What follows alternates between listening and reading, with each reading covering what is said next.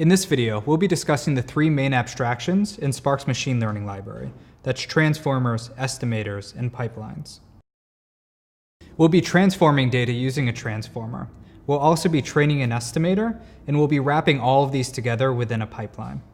Spark's machine learning library has these three main abstractions.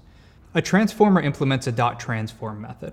It takes a data frame as an input, and it returns a new data frame with a new column appended to it. This might look a little bit different from some of the other machine learning tools that you've seen in the past. Other machine learning tools rely a little bit more heavily on in-place operations, but since Spark wants to use immutable data structures by default, which is common in distributed machine learning use cases, we want to make sure that we're appending to a pre-existing data frame rather than performing an in-place operation. Estimators look a little bit different from transformers. Estimators implement a .fit method rather than a .transform method. This is the point that an estimator actually learns something from our data set. Once we've fitted an estimator, it becomes a transformer and applies that same .transform method. Finally, a pipeline is just a way of combining together different transformers and estimators.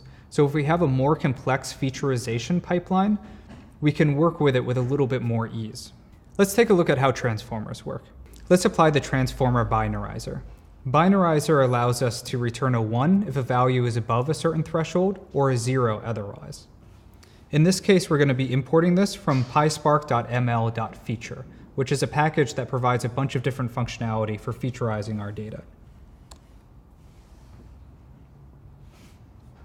So when we run this, we can go ahead and scroll over to the right, and we'll see this new column, binarized price. And if our price is above 100, we'll see a 1, otherwise we'll see a 0.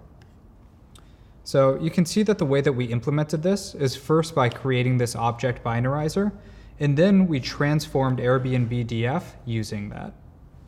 Now let's take a look at some estimators. Here we're going to use a string indexer, which allows us to create a unique value for each unique string that we have. Then we're going to use one-hot encoder estimator, which allows us to turn that one value into an array. So here, once again, from pyspark.ml.feature, I'm going to import string indexer. So now that we have our indexer, we can go ahead and fit it on our unique values, and we can transform our data set as well. So in the fit stage, we're going to take all of our unique values and pair it with some numerical value. In our transform phase, we're actually going to be appending that column to our data frame. So if we take a look here, we have our different room types, and we have a unique value associated with each one. Now let's go ahead and use one-hot encoder estimator. Now you can see that we took that index and turned it into a unique array. Finally, let's take those different stages and put them together in a pipeline. This makes it a lot easier to work with a number of different featurization steps. So here, from pyspark.ml, I'm going to be importing pipeline, and I'm just going to set a number of different stages. First the binarizer, then the indexer, then the encoder. Once I have this pipeline, just like an estimator, I first fit that pipeline, and then I transform the data using that pipeline. Now when I run this, and I scroll over to the right, you can see that we have binarized price, we have the room type index, and we have the encoded room type. In the next lesson, we'll be featurizing our data set. So we'll be using pipelines, transformers, estimators in order to create all of our pre-processing step that will then be feeding into our machine learning model.